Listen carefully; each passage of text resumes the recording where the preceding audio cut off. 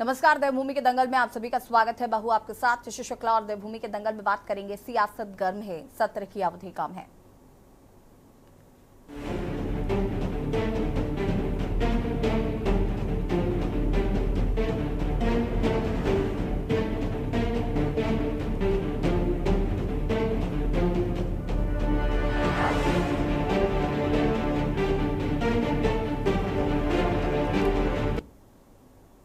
देवभूमि उत्तराखंड में मानसून की भारी बारिश के बीच राज्य में सत्र के मुद्दे पर सियासत गर्मा गई है। दरअसल धामी सरकार ने उत्तराखंड विधानसभा के मानसून सत्र को राज्य की ग्रीष्मकालीन राजधानी गैंडसैड में आयोजित करने का फैसला किया है। धामी सरकार 3 दिवसीय सत्र गैंडसैड में करेगी।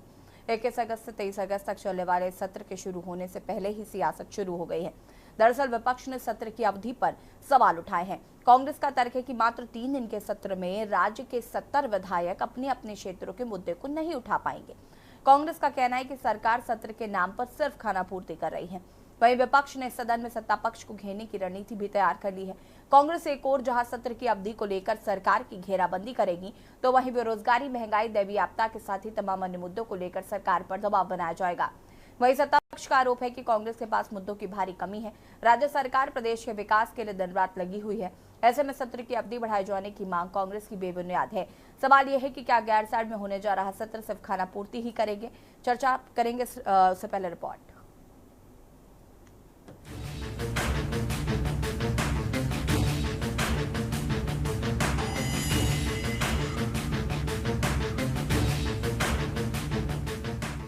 उत्तराखंड की धामी सरकार मानसून की भारी बारिश के बीच पहाड़ पर सत्र कराने जा रही है।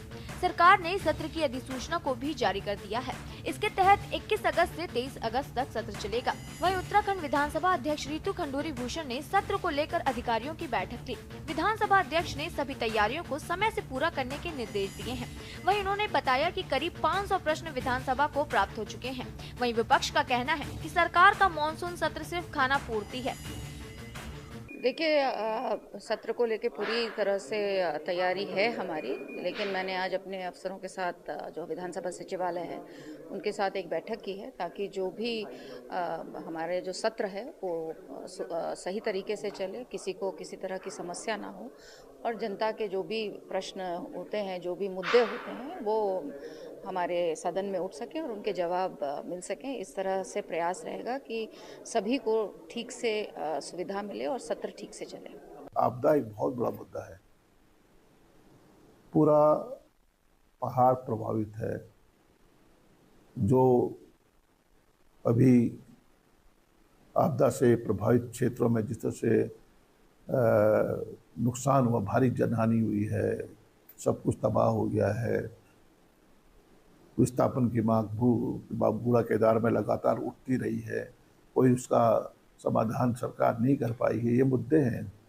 यहाँ तक कि विस्थापन करेंगे हर वर्ष, जब आपदा आती है विस्थापन की बात सरकार की जुबान पर आती है।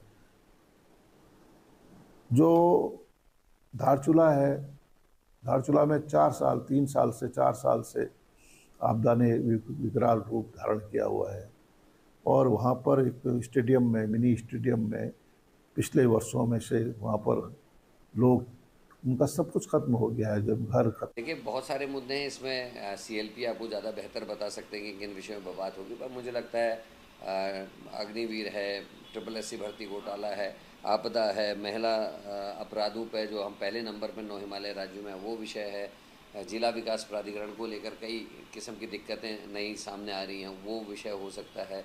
बाढ़ का जो मामला रहा, हमारे खटीमा, उधम सिंह नगर इत्यादि के क्षेत्र जो पूरा डूबे रहे, वहाँ कोई राहत नहीं मिली, उस विषय पर बातचीत होगी। केदारनाथ, टिहरी, धारचूला, मुनस्यारी, हमारा कपकोट, भराड़ी इत्यादि क्षेत्रों में जो आपदा आई है, चमोली ज़िले में जो आपदा आई है, इन सभी विषयों पर वहाँ चर्चा विचार विमर्श होगा। उसमें गन्ना किसान का जो मूल्य है उस पर भी बातचीत होगी, किसान आंदोलन को लेकर भी बात होगी, हमारे माल्टा और इत्यादि जो पहाड़ी उत्पाद है उनके समर्थन मूल्य की बात भी वहाँ उठ सकती है। तो अनेकों विषय है जिन पर मेरे को लगता है लॉ एंड ऑर्डर इन सभी चीज़ों पर वहाँ बातचीत होगी। आपको बता दें कि विपक्ष एक सप्ताह से अधिक सत्र चलाने की मांग कर रहा है ताकि सभी विधायकों के प्रश्न सदन में उठाए जा सके। वहीं विपक्ष ने मानसून सत्र में सत्ता पक्ष को कई मुद्दों पर घेरने की रणनीति तैयार की है। कांग्रेस का कहना है कि वे सदन में सत्र की अवधि को बढ़ाने, बेरोजगारी, राज्य की बदहाल कानून व्यवस्था, राज्य में बढ़ती महंगाई, राज्य में आई आपदा समेत तमाम मुद्दों को सदन में उठाएगा। वहीं सत्ता पक्ष का कहना है कि विपक्ष के पास मुद्दों की भारी कमी है।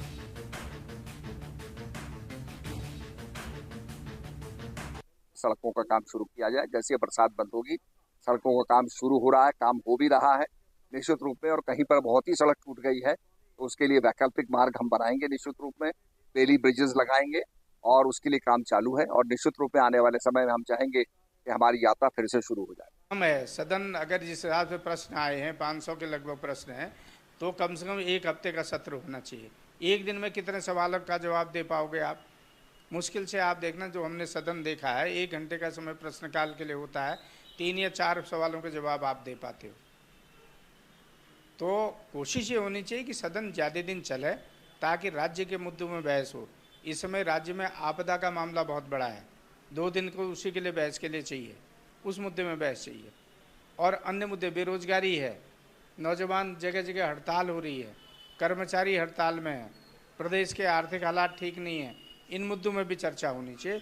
तो हमारा तो निवेदन ये है सरकार से भी और विधानसभा अध्यक्ष जी से कि कम से कम 1 सप्ताह का सदन चलना चाहिए। देखिए, सत्ता पक्ष हमेशा प्रदेश के जनमानस के हित में काम कर रहा है, लगातार प्रयास कर रहा है कि किस तरह से विकास के कार्य को हम अंतिम छोर तक पहुंचाने का काम करें। पूरे प्रदेश के अंदर इस वक्त पुष्कर सिंह धामी जी लगातार विकास को गति देने का काम कर रहे हैं और विपक्ष केवल और केवल आरोप और प्रत्यारोप लगाने की बात करता है। कोई भी मुद्दे ऐसे नहीं है, वो घिसे पीटे उन मुद्दों को लाने का काम करते हैं जिनका अभी कोई औचित्य भी नहीं है, जिनकी कोई अभी तक जरूरत भी नहीं है। तो मुझे लगता है कि कांग्रेस को पहले मंथन करना चाहिए, चिंतन करना चाहिए और क्या विषय जनता के होने चाहिए और जनता के हित में क्या हमें काम करने चाहिए, उस पर ज़्यादा उनको देखना चाहिए। रही बात महंगाई को लेकर के या अन्य और दूसरे मुद्दों को लेकर, तो जहां पर कांग्रेस की सरकार है वहां वो उन्होंने कितनी कम महंगाई को करा है, जरा ये भी वो बता दें। अपने भी उन राज्यों के बारे में जरा वो बताने का काम करें जो हमेशा आरोप लगाने का काम करते हैं। तो कांग्रेस के पास ना ही पहले कुछ काम करने के लिए जनता ने दिया और ना ही अब उनके पास कुछ काम करने के लिए। पुष्कर सिंह धामी जी के नेतृत्व में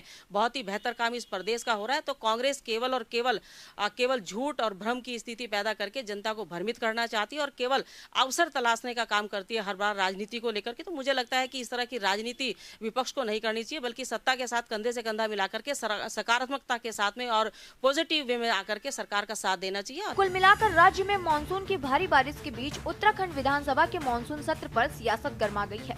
विपक्ष के तेवर से साफ है कि सदन की बेहद ही हंगामेदार शुरुआत होने जा रही है। हालांकि बड़ा सवाल ये है कि क्या मानसून सत्र में जनहित से जुड़े कार्य हो पाएंगे? क्या विपक्ष सदन में सरकार की घेराबंदी तथ्यों के साथ कर पाएगा? क्या कांग्रेस को सदन में उठाए जाने वाले मुद्दों पर एक बार फिर मंथन की जरूरत है? सवाल तो ये भी है, क्या धामी सरकार का ये सत्र सिर्फ खाना पूर्ति है? Uttarakhand desk report.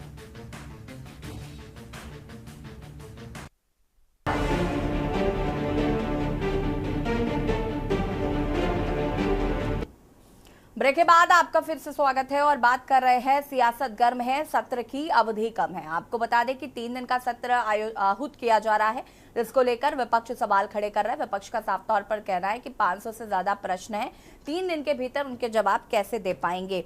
और वही सत्ता पक्ष का कहना है कि विपक्ष के पास मुद्दे हैं नहीं, इस सत्र को ज्यादा खींचने की जरूरत भी नहीं है। आज इसी मुद्दे पर हम बातचीत करेंगे। मेहमान हमारे साथ जुड़ चुके हैं, साहब का परिचय करा देते हैं। कुंवर जपेंद्र सिंह जी, प्रदेश प्रवक्ता बीजेपी से हमारे साथ जुड़ चुके हैं। शीशपाल सिंह बिष्ट जी, प्रदेश प्रवक्ता कांग्रेस हमारे साथ जुड़ चुके हैं। पीसी थपलियाल जी, वरिष्ठ नेता यूखेडी से हमारे साथ जुड़ चुके हैं।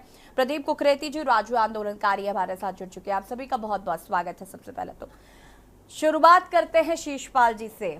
शीशपाल जी, 3 दिन का सत्र आहूत किया जा रहा है। विपक्ष को समस्या है कि 500 से ज्यादा जब प्रश्न है तो कैसे 3 दिन में ये मैनेज हो पाएगा या कैसे वो जवाब दे पाएंगे। तो वहीं सत्ता पक्ष कह रहा है आपके पास मुद्दे तो है ही नहीं, हम क्यों टाइम सरकार का और जनता का। देखिए यशी जी, ये सत्ता पक्ष का अहंकार है, प्रचंड बहुमत का नशा है। जो मैं हमेशा बोलता हूं कि 500 सवाल जो है विधायकों ने लगाए हैं और उससे के बाद आप कह रहे हैं कि विपक्ष के पास जो है सवाल ही नहीं है। और आप देखिए यहाँ पर मेरे आंदोलनकारी साथ ही प्रदीप कुकरेती जी बैठे हुए हैं, और इन्होंने, हमने और आपने साथ में ना जाने कितनी डिबेटें की आंदोलनकारियों के आरक्षण के मुद्दे पे, कि सरकार ने कर दिया आंदोलनकारियों की समस्या का समाधान। अभी भी मेरे भाई जो है साथियों के साथ आंदोलन करने के लिए मजबूर हैं। सरकार वादा करती है लेकिन वादे पूरे नहीं करती है, और फिर भी ना जाने लास्ट में भी पेंच फैसा जैसी जब मामला होना है। इस राज्य के अंदर बेरोजगारों के मुद्दे पर अभी तक सरकार जवाब नहीं दे पाएगी। पेपर लीक प्रकरण में सीबीआई जांच क्यों नहीं करवा रहे हैं? अभी भी बेरोजगार धरने पे बैठे हुए हैं। उद्यान घोटाला जब हम उठा रहे थे तब ये कहते थे कि कहाँ विपक्ष तो बेवजह उठा रहा। अब देखिए, माननीय हाईकोर्ट ने सीबीआई जांच के आदेश दिए, उसके खिलाफ आप सुप्रीम कोर्ट तक गए, लेकिन फटकार लगने के बाद अब सीबीआई जांच उसमें हो रही है। और तमाम जो अभी सैन्य धाम के घोटाले का मामला है, जो आपदा में राज्य की क्या स्थिति है और सरकार चौतरफा उसमें फेल है, वनाग्नि का मामला है, बेटियों की सुरक्षा का मामला है, कानून व्यवस्था का मामला है, तमाम मुद्दे हैं। इनको पता है कि पलायन, भू कानून, अस्थायी राजधानी के मुद्दे पर, मूल निवास के मुद्दे पर विपक्ष जो है सरकार को घेरेगा। इसीलिए सत्र की अवधि 3 दिन की रखी है, और 3 दिन में आप बताइए ना यशी जी, क्या चर्चा होगी?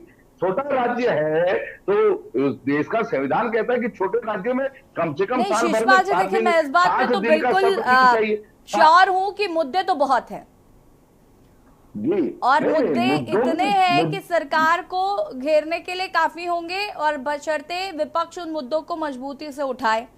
लेकिन उससे बड़ी बात यह है कि सरकार मौका दे उठाने का। चलिए जपेन जी से जवाब लेते हैं। रुकिए, शीशपाल जी वापस आएंगे, फटाफट प्रतिक्रियाओं के बाद वापस विस्तार से चर्चा करते हैं। जपेन जी, आपका ये कहना है कि विपक्ष के पास मुद्दे नहीं है। ऐसा हो सकता है कि विपक्ष के पास मुद्दे ना हो? उत्तराखंड राज्य में न जाने कितने मुद्दे हैं, और जो 2-4 तो अभी शीशपाल जी ने बैठे बैठे गिना दिया आपको। 500 से ज्यादा प्रश्न आए हैं विधायकों के। आप कैसे 3 दिन में उनको पूरा करेंगे, उनके जवाब देंगे, या फिर विपक्ष की सुननी नहीं है? अनम्यूट कीजिएगा जपेन जी। एक हफ्ते से यही चर्चा चल रही है, विपक्ष इसी बात को लेकर रोज ये अपना एक गाना गाने लग जाता है कि 3 दिन का समय जो है हमारा कम है, 3 दिन का समय कम है, समय को बढ़ाया। मुद्दे तो सरकार को पता है, मुद्दे सरकार को पता है, इसीलिए सेकंड टाइम बीजेपी की गवर्नमेंट को जनता ने चुना। हम मानते हैं कि 500 प्रश्न हैं, और 3 दिन में विपक्ष को यह लगता है कि इन 500 प्रश्नों का जवाब उन्हें शायद ना मिल पाए। चलिए, आपको लगता है तो ठीक है, लेकिन सरकार को तो पता है ना कि आपके प्रश्न क्या हैं, क्योंकि वो प्रश्न सब जो हैं और रिकॉर्ड में आ जाएंगे। सरकार काम करने में भरोसा रखती है। मानसून सत्र है, प्रदेश आपदा में जूझ रहा है, उसके बावजूद भी सरकार ने इस मानसून सत्र का आयोजन करा, और इस सत्र में आपके सभी सुझाव, सभी लेकिन आप ये एहसान नहीं कर रहे। ये तो प्रक्रिया है, संवैधानिक प्रक्रिया है, ये तो आपको करना ही पड़ेगा। आप कौन सा एहसान कर रहे हैं? बोलने दीजिए, आप हमें तो बोलने दीजिए, हमें भी पता है, आपको भी पता है संवैधानिक प्रक्रिया है। आप हमें जवाब तो देने दीजिए। हमें मालूम है कि आपको हम सबसे ज्यादा पता है, लेकिन हमारा जवाब तो सुन लीजिए, सुनाइए, है ना। तो अब जो प्रश्न सरकार के रह जाएंगे या जिनका सदन में जवाब नहीं दे पाएंगे, तो निश्चित तौर पर हम ये विपक्ष को भरोसा दे सकते हैं कि उन प्रश्नों के ऊपर, उन समस्याओं के ऊपर जो हमारे प्रदेश के इश्यूज हैं, वो सरकार को पता है। आप सिर्फ इसे राजनीति के एजेंडे के तौर पे सदन में लेके मत आइए। आप ये सोचिए कि आपके जितने प्रश्नों को इन 3 दिन में आप तैयारी कीजिए कि आपके जो महत्वपूर्ण प्रश्न हैं, एबीसी कैटेगरी के अकॉर्डिंग आप आ जाइए, मैक्सिमम से मैक्सिमम प्रश्नों का उत्तर सदन में सरकार देने के लिए तैयार बैठी है। और जो रह जाएंगे उसका भी भरोसा देते हैं कि उनके ऊपर भी काम ग्राउंड लेवल पे चलता हुआ आपको नजर आएगा। और जब इस मानसून सत्र के बाद अगले सत्र के लिए हम लोग बैठेंगे, तो आपको लगेगा कि जो पिछले सत्र में आपके क्वेश्चंस रह गए थे या जिन पे आप लोगों को शंकाएं थी, धरातल पर उन पर काम हुआ है। चाहे वो हमारे आंदोलनकारी भाई हो, या हमारे बेरोजगार युवा हो, या हमारे डेवलपमेंट से रिलेटेड इशू हो, डिपार्टमेंट से रिलेटेड इशू हो और समस्याएं हो, तो ये सब सरकार को पता है और सरकार इसीलिए चुनी जाती है। इन्हीं कामों को करने के लिए सरकार के पास एक प्रशासनिक अमला होता है, इतना बड़ा मंत्रालय है, मंत्री है, मुख्यमंत्री खुद एक एक पॉइंट्स के ऊपर, एक एक विषय के ऊपर मॉनिटरिंग करते रहते हैं। तो ये हम भरोसा आपको दिला सकते हैं कि इस सदन में आप तैयारी कीजिए। आप 3 दिन कह जपेन जी वापस आते हैं। आप सभी हमारे साथ बने रहिएगा। रुकेंगे एक छोटे से ब्रेक के लिए, जो हाजिर होता है।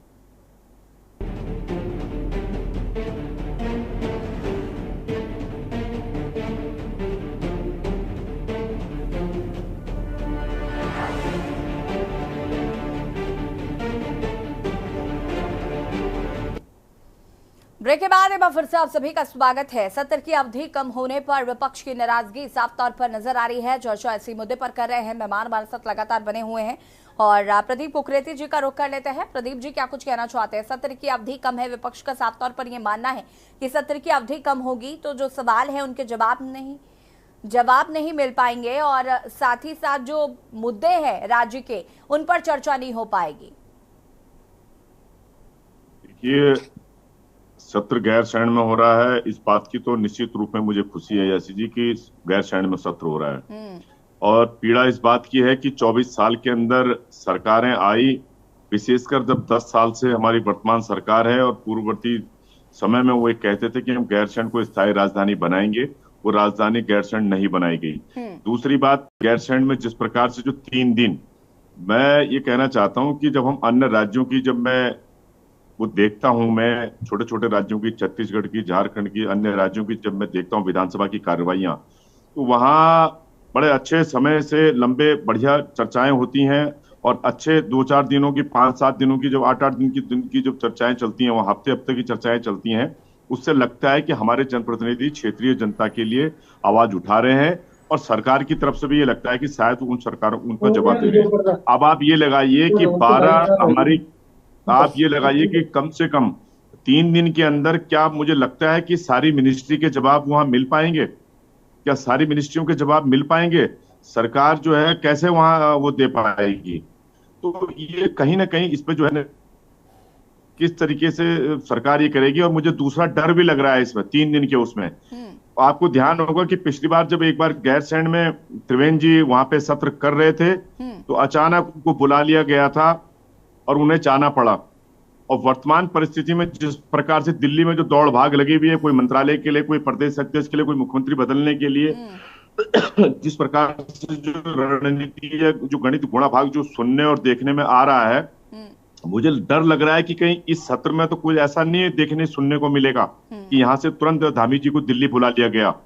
और क्योंकि मेरा बहुत कड़वा अनुभव है सरकार से वर्तमान में, 1 साल के अंदर ये जवाब तो जैसे देंगे, 1 साल के अंदर 3 सफल सकारात्मक वार्ताएं हमारे मुद्दे पे हो चुकी हैं, राज्य अनुकारियों के मसले पे, और उसमें परिणाम अभी तक सिफर सिफर सिफर और सिफर।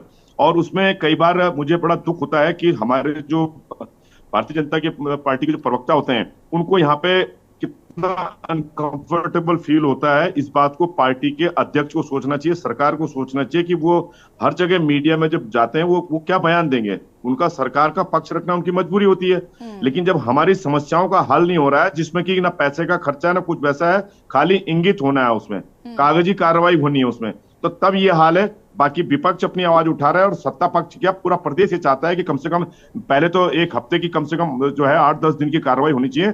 हमारा प्रदेश में जो मंत्री, लोक निर्माण मंत्री लोक निर्माण पर नहीं दिखाई दे रहा है, सड़कों में नहीं दिखाई दे रहा है, स्वास्थ्य मंत्री अस्पतालों में नहीं दिखाई दे रहे हैं, वहां हालत क्या पतली है। दून मेडिकल कॉलेज का अस्थायी राजधानी में उदाहरण प्रस्तुत कर रहे हैं।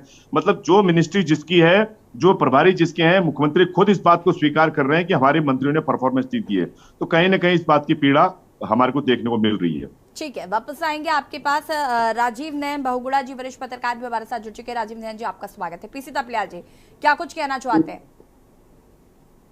देखिए, हम 7 साल से इस सरकार को देख रहे हैं और हमें ऐसा लग रहा है कि जो कोई भी ऑर्डर इनको दिल्ली से मिलता है वो महत्वपूर्ण होता है, क्योंकि उत्तराखंड की जनता ने तो इनको बहुत अति विश्वास के साथ सत्ता दे रखी है, तो इनका कोई कर्तव्य तो है तो नहीं जनता के प्रति। इनका जो वफादारी है दिल्ली के प्रति है। और दिल्ली ने इनको बहुत महत्वपूर्ण काम दिया है, तिरंगा, क्योंकि 15 अगस्त आ रहा है और घर घर में तिरंगा होना चाहिए। ये इनकी योग्यता, इनका टेस्ट है इस समय। हमको समझना चाहिए, बेचारे इन्होंने देशभक्त बनाना है उत्तराखंड के लोगों को। हर घर में तिरंगा होगा तो तब यहाँ की देशभक्ति का हम लोग परिचय देंगे, और वो उसके बाद वो तिरंगा लोगों की पांव के नीचे दबता रहे, कोई बात नहीं है, लेकिन घर घर तिरंगा होना चाहिए। ये इस समय बहुत बड़ा इशू है। हम बेचारी इस भारतीय जनता पार्टी, ये लोगों को 3 दिन अगर इन्होंने गैरसैंण में किया है तो हम बहुत धन्यवाद करते हैं इनका, क्योंकि जितनी भी योजनाएं चल रही हैं तो केंद्र की चल रही हैं। इन बेचारों ने क्या जवाब देना है?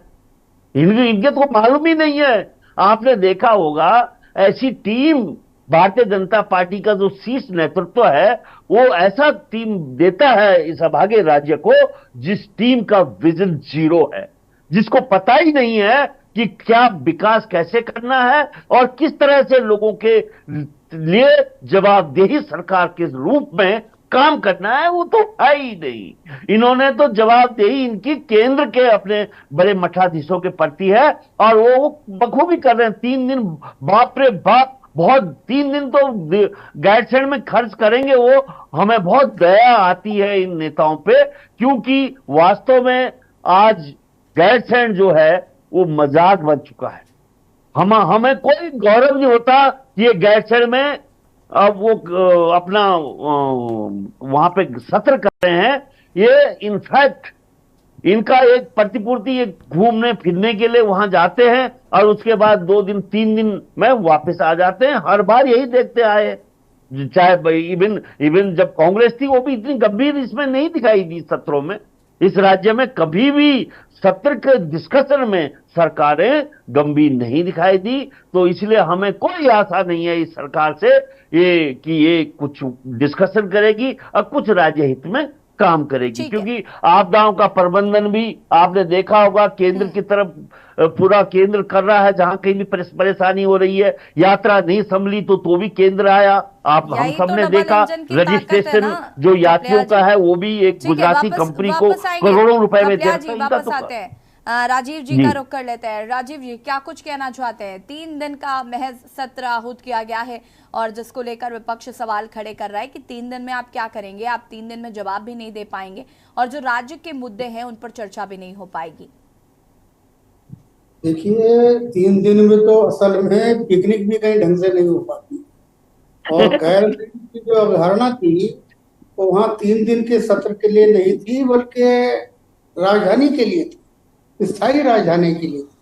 और जो सारे प्रदेश की भावना है गैरसैंण को लेके, यहाँ तक कि मैदानी क्षेत्रों की भी गैरसैंण को राजधानी बनाने के लिए मैदानी क्षेत्रों के विधायकों ने भी समय समय पे बढ़ चढ़ के आवाज उठाई है। लेकिन जो सरकार और ब्यूरोक्रेसी में बैठे लोग हैं, उन्हें गैरसैंण जैसी दुर्गम जगह में, पहाड़ी जगह में 1-2 दिन रुकना भी बहुत भारी पड़ता है। अब आप वहाँ 3 दिन रुक के अपना कचरा छोड़ने के अलावा और कुछ नहीं कर सकते। और कांग्रेस भी मामले में खुद को पाक साफ करने की कोशिश न करे, क्योंकि कांग्रेस के कार्यकाल में भी वहाँ 1 दिन 2 दिन सत्र चला के सत्र के नाम की खाना पूर्ति करके वहां से भाग जाते रहे। इसमें दोनों पार्टियां बराबर की दोषी हैं। अब आप जो वहाँ कबड्डी की तरह पाला छू के आ रहे हैं, तो ये तो गैरसैंण की भावना के ही विपरीत है। गैरसैंण राजधानी की भावना का आखिर अभिप्राय क्या है? वहां राजधानी की कल्पना चंद्र सिंह गढ़वाली ने या इंद्रमणि वडोनी ने या हमारे पूरे जनमानस ने इसलिए की थी कि गैरसैंण पहली बात कि पूरे उत्तराखंड का एक हृदय स्थल है, तो मध्य का क्षेत्र है, पूरे उत्तराखंड के बीचों बीच पड़ता है। दूसरी बात यह है कि एक सुदूर इलाके में वो जगह पड़ती है, राठ इलाका जो बहुत पिछड़ा हुआ है, तो वहां राजधानी बनती तो वहां हमारे सत्ताधीशों को, हमारे सत्ता संप्रभुओं को वहां के कष्टों की अनुभूति होती। वो वहां के जो प्राकृतिक, भौगोलिक और दूसरी तरह की मुसीबतें हैं उनसे दो चार होते हैं। गैरसैंण राजधानी का मतलब ये भी नहीं है जो अय्याशी आप यहाँ करते हैं देहरादून में रहते हुए, तो वहां भी आप बहुत बड़े बड़े मकानों का स्ट्रक्चर बना दें, बल्कि जो पर्वतीय जनजीवन की अवधारणा है स्मॉल इज ब्यूटीफुल, जो पहाड़ में छोटे छोटे मकान होते हैं, तो आपको छोटे मकानों में कम संसाधनों में वहां गुजर बसर करनी है, ये गैरसैंण की मूल भावना थी। लेकिन वो तो आप छोड़िए, ये तो केवल मूर्ख बनाने के लिए है। और ऐसा नहीं है कि कांग्रेस और बीजेपी दोनों सरकारें जो करती रही हैं तो उनके छल प्रपंच को जनता समझ न रही हो, लेकिन एक दुर्भाग्य है कि जनता भी इस मामले में बेबस हो जाती है, निरीह हो जाती है। तो उस तरह की जो आवाज गैरसैंण के लिए शुरुआत में उठी थी, वो राज्य गठन के बाद अभी तक उस तरह से उभर नहीं पाई है। और मूल बात जो मैं आपसे कहना चाहता हूँ कि जब गैरसैंण हमारे माननीय मंत्री, विधायक और नौकरशाह जाते हैं तो एक दो दिन में आगा जाते हैं। वहाँ की संकरी सड़कें, वहाँ कहाँ आपको मॉल मिलेगा, वहाँ कहाँ आपको चौड़ी सड़कें घूमने को मिलेंगी। तो इस सबसे उनको उकताहट हो जाती है और वो वहां से भागने की कोशिश करते हैं। कभी भी आज तक वहां 3 दिन से ज्यादा का समय हमारे सत्ता संप्रभुओं ने नहीं गुजारा है। इससे बेहतर तो ये कि आप जो चीटिंग कर रहे हैं इसको आप बंद कीजिए। आप 2-3 दिन का वहां ये ड्रामा बंद कर देना चाहिए। यस, बिल्कुल। वापस आएंगे, शीशपाल जी कुछ कहना चाहते हैं इस पर? देखिए, गैरसैंण के मामले में जो लगातार 7 साल से हम देख रहे हैं कि तमाम वादे किए जा रहे हैं। अस्थायी राजधानी की बात हुई, लेकिन अस्थायी राजधानी बना दी, अस्थायी भी नहीं, ग्रीष्मकालीन राजधानी का झुंझुना पकड़ा दिया। सत्र भी जो है वहां पे पूरे नहीं चले। और कांग्रेस पार्टी ने गैरसैंण में, आप देखिए आज जो दिव्य भव्य भवन आप वहां विधानसभा का देख रहे हैं, वो हमारी ही सरकार ने बनाया, हमने पूरा इंफ्रास्ट्रक्चर उसका बनाया। अब आप अगर उसको आगे नहीं बढ़ा पा रहे हैं तो निश्चित तौर पर ये राज्य की जनता की जो भावनाएं, हमारे आंदोलनकारियों की भावनाएं, उसके साथ सीधे सीधे खिलवाड़ है। और हम तो अभी भी मांग कर रहे हैं भाई अस्थायी राजधानी घोषित कीजिए, इसमें अब क्या दिक्कत है आप बताइए ना। और 3 दिन का सत्र, जैसे आदरणीय राजीव नयन बहुगुणा जी ने कहा कि ये तो मात्र खाना पूर्ति है, हम सपना देख रहे थे पूर्णकालिक राजधानी का, और आप केवल 3 दिन का सत्र, और वो भी पहला दिन तो महामहिम राज्यपाल के अभिभाषण और जो हमारे माननीय विधायक दिवंगत भी है उनकी जो है उसी में चला जाएगा, शोक में। और तमाम जो राज्यपाल के धन्यवाद प्रस्ताव पर भी चर्चा होनी है। तो कितने जो है जनता के सवाल उठेंगे, कितने विधायकों के सवाल उठेंगे, कितने उत्तराखंड के ज्वलंत मुद्दों का समाधान होगा। गैरसैंण को राजधानी बनाने का मुद्दा बहुत प्रमुख रहा है। राज्य आंदोलनकारियों की एक बड़ी मांग रही है कि गैरसैंण को राजधानी घोषित कर दिया जाए, लेकिन अभी तक ऐसा हुआ नहीं है। और जैसा कि अभी राजीव नयन जी बहुत सारी बातें कह के गए, उन्होंने कहा कि आप सिर्फ और सिर्फ खाना पूर्ति करते हैं गैरसैंण में जाकर सत्र करने की, आप वहां पर जाकर सिर्फ जाते हैं और कचरा फैलाकर वापस आ जाते हैं, बाकी वहां से किसी को कोई सरोकार है नहीं। और ये भी सच है कि चाहे वो कांग्रेस के विधायक हो, चाहे वो बीजेपी के विधायक हो, गैरसैंण नहीं जाना चाहते। और इससे पहले हम जब इस पर चर्चा कर चुके हैं तो बहुत सारे विपक्षी दलों, शीशपाल जी रुकेगा, बहुत सारे विपक्षी दल ये बात कह चुके कि अगर आपको नहीं समझ आ रहा है गैरसैंण, आप देहरादून को राजधानी घोषित करिए, लेकिन कुछ तो करिए राज्य के लिए। बिल्कुल बिल्कुल यशु जी, मैं आपकी बात से सहमत हूँ। सरकार की मंशा होनी चाहिए। सबसे बड़ी बात सरकार की मंशा ही नहीं है, ये राज्य के ज्वलंत मुद्दों का समाधान करना ही नहीं चाहती है और मसलों को केवल लटका के रखने। ठीक है जपेन जी कुछ कह रही हैं जी जपेन जी से जवाब लेते हैं, वापस आएंगे। अच्छा जपेन जी। ठीक है। यशी जी, विपक्ष तैयारी करे। 3 दिन के अंदर सरकार भरोसा देती है कि विपक्ष के जितने सवाल हैं निश्चित तौर पर उनके उत्तर के साथ साथ जो ग्राउंड लेवल पे जो काम हो रहे हैं उसकी विपक्ष चर्चा विपक्ष सदन में नहीं करेगा, ये भी तय है, क्योंकि विपक्ष ने राजनीति करनी है। और जो विपक्ष के प्रश्न रह जाएंगे उनके ग्राउंड लेवल पर काम होने निश्चित तौर पर सुनिश्चित है, लेकिन विपक्ष ये नहीं मानेगा। राजनीति विपक्ष की अपनी जगह है और सरकार का काम करने का तौर तरीका अपनी जगह है। और सरकार उत्तराखंड की गंभीरता के साथ, लेकिन उसके बाद उसका परिणाम नहीं निकलता है। जपेंद्र जी, आपने प्रदीप जी को सुना? अभी प्रदीप जी ने आपसे अभी यही बात कही, उन्होंने कहा कि उनका मुद्दा बहुत गंभीरता के साथ उठाया जाता है सत्र में, उसके बाद उसका परिणाम क्या है वो कह रहे जवाब नहीं है बीजेपी के प्रवक्ताओं के पास। नहीं, यहाँ हम प्रदीप जी से सहमत नहीं है। ठीक है कि थोड़ा सा विलंब की पीड़ा जायज है, लेकिन हम ये भरोसा दे सकते हैं कि जो जो उनके निर्णय उनके लेके किए जाने थे वो सब हो चुके हैं। बहुत जल्दी सभी उसकी घोषणाएं होनी है, ये प्रदीप जी भी जानते हैं। हाँ, विलंब है तो विलंब के लिए निश्चित तौर पर हम खेद प्रदीप जी। देखिए आशीष जी, मैं ये इतना कहना चाहता हूँ, जपिंदर जी की अपनी सीमाएं हैं। निश्चित रूप में वो पार्टी को बचाने के लिए, ये एक तरह से जैसे सेना में हमारे कमांडेंट होते हैं, तो प्रवक्ता जो है वो पार्टी को बचाने के लिए कमांडेंट का काम करते हैं पीछे जो है, ताकि उसमें सारी चीजों को सेव किया जा सके। मैं इतना ही कहना चाहूंगा कि 1.5 साल में मुख्यमंत्री के साथ 3 बार की वार्ताएं, सकारात्मक संदेश और समाचारों में वाहवाही। 1 साल राज्य स्थापना दिवस का आने वाला है, उसका बकायदा समाचार पत्रों में उसकी वाहवाही, उसका पेमेंट हो चुका है। स्थापना दिवस में प्रेस को संबोधित किया जा चुका है। एक बात, भू कानून के लिए मुख्यमंत्री ने पिछली बार कहा था कि कमेटी बना दी है, कमेटी में सुझाव चले गए। 1 साल हो गया, वो अभी कहीं इंप्लीमेंट नहीं हुआ। यहाँ भू कानून पे रोज नया समाचार आता है, पूरी गुंडाई देखने को मिलती है, लॉ एंड ऑर्डर बिगड़े वो मिल रहा है, उसमें कोई अभी तक इंप्लीमेंट नहीं हुआ। तीसरी बात, महामहिम से मुझे कम से कम न जाने कितने, मैं कहूँगा 1-2 साल हो गए, महामहिम भी उसी पैटर्न पर चल रहे हैं। वो समय नहीं दे रहे हैं, वो महामहिम ने तो समय ही नहीं दिया। वो मतलब गुलदस्ते पकड़ रहे हैं, रोज किताब का उद्घाटन कर रहे हैं, लेकिन उनके पास हमारे से मिलने का समय नहीं है। तो मैं क्या कल्पना करूं ऐसे उसमें, मतलब महामहिम जो होते हैं दूसरे राज्य में 15 दिन 20 दिन, हद से हद 1 महीने में टाइम मिल जाता है, और हमारे यहाँ 1.5 2 साल हो जाते हैं, उनको टाइम नहीं मिल पा रहा है। एडीसी क्या जो है मेरी कई बार बहस हो चुकी है।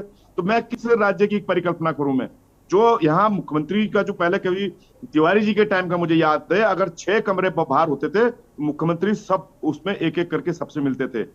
2012 तक कार्यशैली कुछ और थी, 2012 से 24 के बीच में कार्यशैली बदल गई है। 2012 तक जो ब्यूरोक्रेसी थी, उसके बाद जो अब ब्यूरोक्रेसी आई है, दोनों की कार्यशैली में अंतर है। और मतलब आप ये देखिए कि आप किस चीजों की बात कर रहे हैं, मतलब कोई इतनी अच्छी बात है ये कि अगर पर्यटन मंत्री जो है गायब है, वो अपने आप भाषण देने में लगे हुए हैं, कहीं प्रवचन देने में लगे हुए हैं, वहां मुख्यमंत्री जा रहे हैं वहां कैबिनेट वहां से करने के लिए, तो वो भी ओवरलैप करके आपने सबको वो हैंडलेस कर रखा है। आप वन मंत्री अगर कहीं और है तो वहां मुख्यमंत्री जा रहे हैं, पीडब्ल्यूडी मिनिस्टर वो है वो कहीं और गायब है, वहां मुख्यमंत्री जा रहे हैं, स्वास्थ्य मंत्री गायब है, वो कह रहे हैं वहां जाएंगे, यहाँ बुरी हालत रहती है। मैं किस किस मंत्री की बात करूं मैं? तो अब हम, हमारी पीड़ा तो छोड़ दीजिए, हम तो अब समझ रहे हैं कि होगा कि नहीं होगा, लेकिन कम से कम इस राज्य के परिप्रेक्ष्य में आपने स्थायी राजधानी नहीं दी, लोकायुक्त आपने नहीं दिया, भू कानून आपने नहीं दिया, मूल निवास आपने हमारा और मार दिया, रोजगार नीति आपने नहीं बनाई, उद्योग नीति आपने साइड करके रख दी।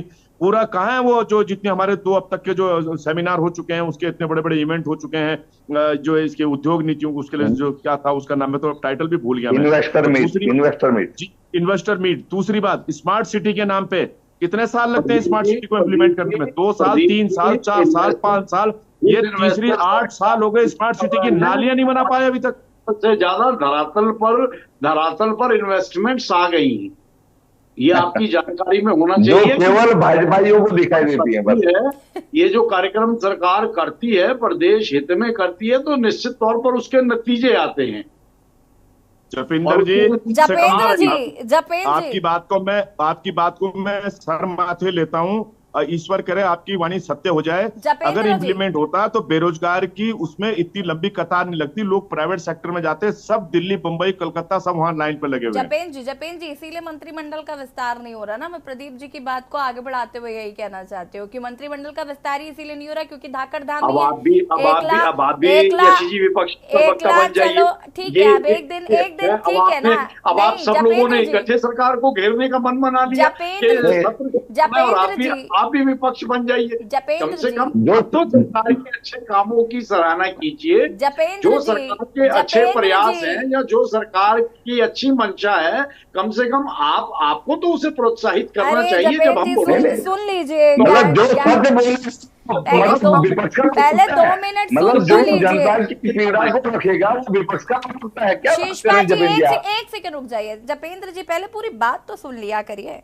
मैं तो सिर्फ इतना कह रही हूँ कि आपके धामी जी धाकड़ हैं, एकला चलो की राह पे चल रहे हैं, कैबिनेट विस्तार की क्या जरूरत है, वो खुद ही हर जगह पहुंचे जा रहे हैं, वन मंत्री, पर्यटन मंत्री, स्वास्थ्य मंत्री, सब पता नहीं कहाँ घूम रहे हैं, तो अकेले मुख्यमंत्री जी काम कर रहे हैं। मैं तो आपके मुख्यमंत्री की तारीफ कर रही हूँ कि एक व्यक्ति आपको और कोई मिले ना मिले आपको धामी जी मिलेंगे, ये निश्चित है और ये काफी अच्छी बात है उनकी। ये एकला चलो की राह नहीं है, ये प्रदेश की जनता के प्रति समर्पण है, अपनी जिम्मेवारियों का एहसास है। और जो पल पल की मॉनिटरिंग एक मुखिया को करनी चाहिए, वो मुखिया निश्चित तौर पर अब किसी दूसरे का काम भी अगर खुद कर रहे हैं तो ये उस मुखिया की खूबी है और हमें इसकी सराहना करनी चाहिए। काम सभी करते हैं, बाकी लोग भी कर रहे हैं। हाँ, ठीक है, उनकी तो नाकामी है ना जपेंद्र जी। प्रश्न ये उठता है कि धरातल पर बाकी लोग क्यों नहीं नजर आ रहे। निश्चित तौर पर ये जायज प्रश्न है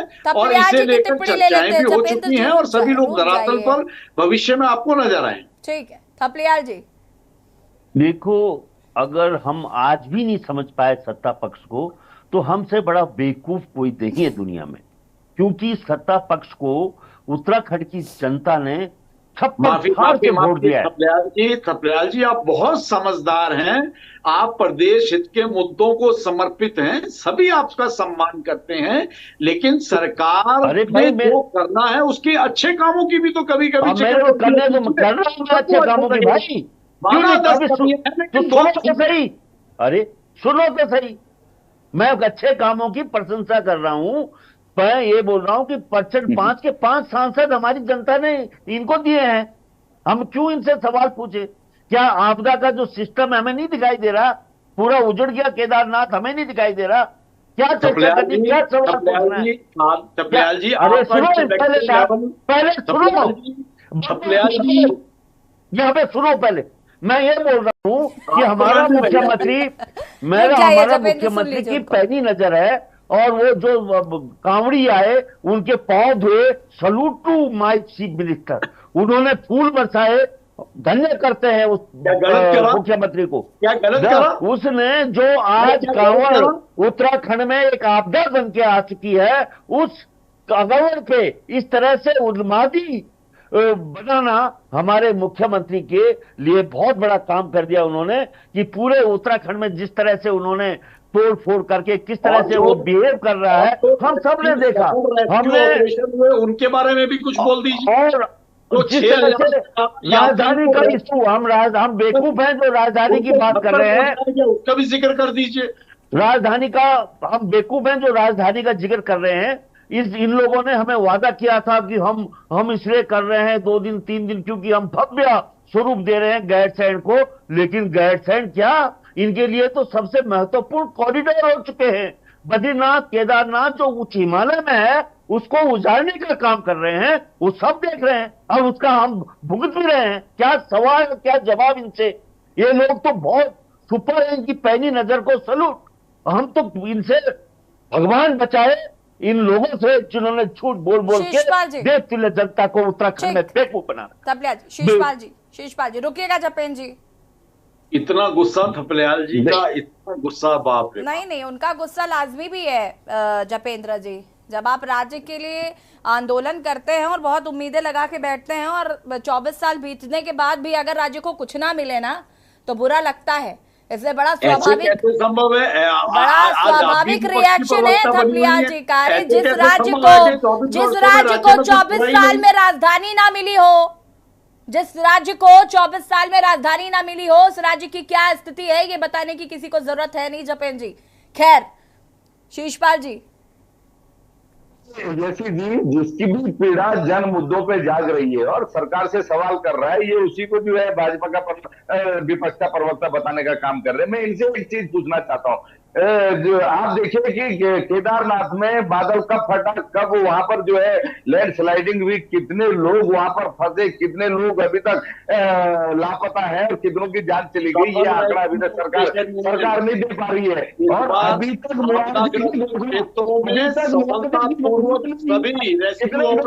अंजाम दिए गए हैं, लोगों की दुकान बैठ गई है, लोगों के मकान चले गए हैं, लेकिन आज इतने दिन बाद भी मुख्यमंत्री मुआवजे की घोषणा नहीं कर पाए। इतना संजीदा नहीं है। और तमाम मुद्दों पे, विकास के मुद्दों पे विपक्ष सवाल कर रहा है, बेरोजगारों के मुद्दे पे, पलायन के मुद्दे पे, आंदोलनकारियों के मुद्दे पे, राजधानी के मुद्दे पे हम सवाल करते थे, कह रहे हैं कि साहब आप सरकार को काम नहीं करना दे रहा है, आप तो जो है बेवजह के सवाल पूछ रहे हैं। तो ये कौन सी बात हुई? सवालों का स्वागत है, लेकिन जपेंद्र जी, ठीक है शीशपाल जी, चूंकि वक्त की कमी है, रुकिएगा जरा। जपेंद्र जी जवाब दीजिएगा जरा, ये बताइए, गैरसैंण में आप सत्र करवा रहे हैं, बहुत अच्छी बात है, हम बहुत खुश हैं और इसके लिए हम आपको अप्रिशिएट भी करते हैं। आप कह रहे हैं ना अप्रिशिएशन नहीं मिल रहा, हम भर भर के दे रहे हैं आपको अप्रिशिएशन, लेकिन हम ये भी चाहते हैं कि आप गैरसैंण को राजधानी भी घोषित करें। ये आपकी सरकार में हो तो बहुत बेहतर है, एक क्रेडिट तो लेकर जाइए कम से कम।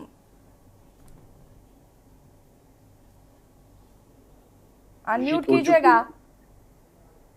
ठीक है, कंटिन्यू करेगा, आ रही है।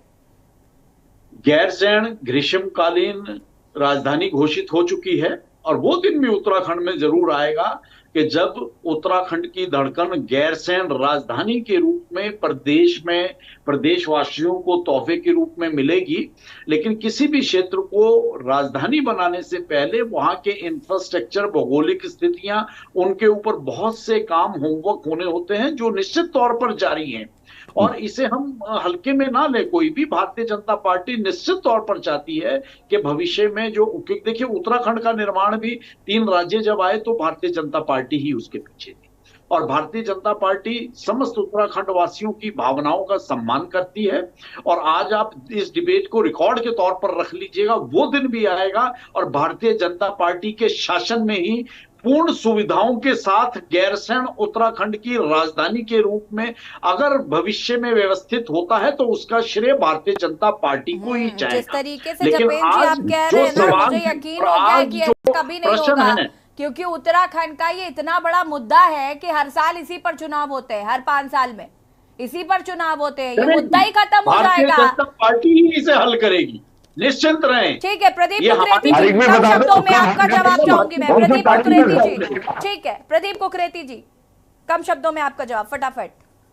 मैं केवल इतना कहना चाहता हूं कि अगर भारतीय जनता पार्टी को केदारनाथ से लेके कलियर, जो है बद्रीनाथ से लेके कलियर शरीफ तक जो परिणाम आया है, जो वर्तमान में जो केंद्र की परिस्थितियां दिख रही हैं, केदारनाथ में जो भविष्य में घटने वाला है, जो घटा है, जिस प्रकार से हमारे के साथ जो केदारनाथ के जो शिलापट का जो खेल देखने को मिला, मतलब आप हमारी भावनाओं से लेके तमाम उन साधकों को भूल के इत्र कर देंगे।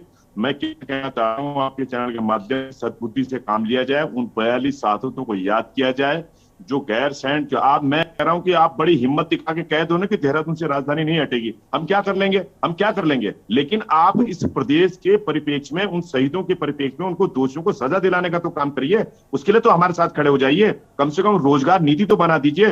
वो जो सेलाकुई में, पंतनगर में, उधम सिंह नगर में, हरिद्वार में, सिडकुल में जो फैक्ट्रियां लगी हैं, जिन्होंने गोदाम दिए हैं, जो खाली टैक्स खा गए हैं, उसको तो इम्प्लीमेंट करवा दीजिए। कम से कम जो पहाड़ जो खाली हो रहे हैं, वहां पे आप हमारे जो सैनिकों के जो तमाम जो मददगार होते थे, लोग पर निशाने आती। सत्र आहूत हुआ है, अब इसमें क्या कुछ होता है वो तो देखना होगा, इसके बाद इस पर भी चर्चा की जाएगी। फिलहाल आप सभी का बहुत बहुत शुक्रिया चर्चा में शामिल होने के लिए। और देवभूमि के दंगल में आज हम बात कर रहे थे जिस तरीके से सत्र की अवधि महज 3 दिन की है, इसको लेकर विपक्ष कहीं ना कहीं आरोप भी लगा रहा है कि सरकार सुनना नहीं चाहती है मुद्दों को, सरकार विपक्षी दलों को टाइम नहीं देना चाहती। फिलहाल सरकार का मानना है कि गैरसैंण में हम ये सत्र करा रहे हैं, 3 दिन में सभी सवालों के जवाब दे दिए जाएंगे। फिलहाल सत्र में क्या कुछ होता है वो तो देखना होगा। देवभूमि के दंगल में फिलहाल इतना ही, देखते रहिए के न्यूज़ इंडिया। बस